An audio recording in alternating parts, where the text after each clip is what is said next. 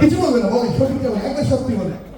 আমি 100% শিওর উনার মাথার মধ্যে উত্তর আসছে বাবা, এই জন্য উনি বলতেছে না। সত্যি বলেন, সত্যি বলেন।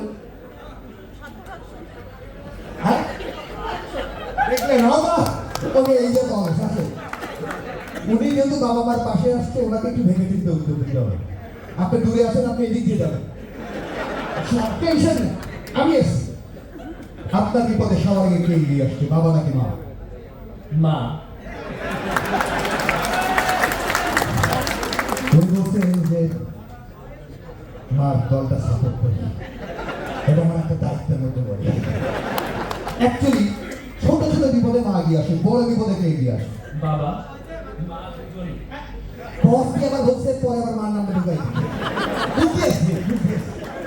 অ্যাকচুয়ালি আমি বলি, যা বলি আমার অভিজ্ঞতা সত্যি কিনা, সন্তানের ছোট ছোট বিপদে এগিয়ে আসে মা, বড় বিপদে উনি বলতেছে মাকে নিয়ে মনে করিস তুই মরবি।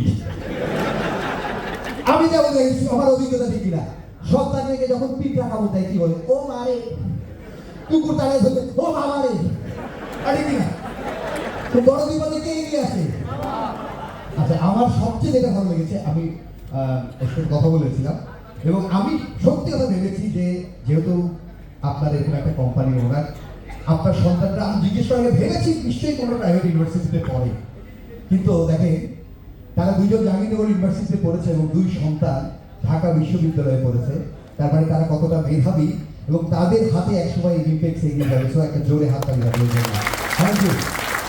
এবং আমি আপনাদের অনেকের সাথে কথা বলেছি এবং বোঝার চেষ্টা করেছি যে এই যে 20 বছর এগিয়ে যাচ্ছে, আপনাদের সাথে তাদের সম্পর্ক কি, তারা বিশ্বস্ততার সঙ্গে আপনাদের সঙ্গে কাজ করতে চায় এবং আপনাদের অনেক প্রবলেম এবং এই যে লো রেটের সেল বা অনেক কিছু বিষয় বলেছে, এটা কাদের ভালোর জন্য বলেন তো?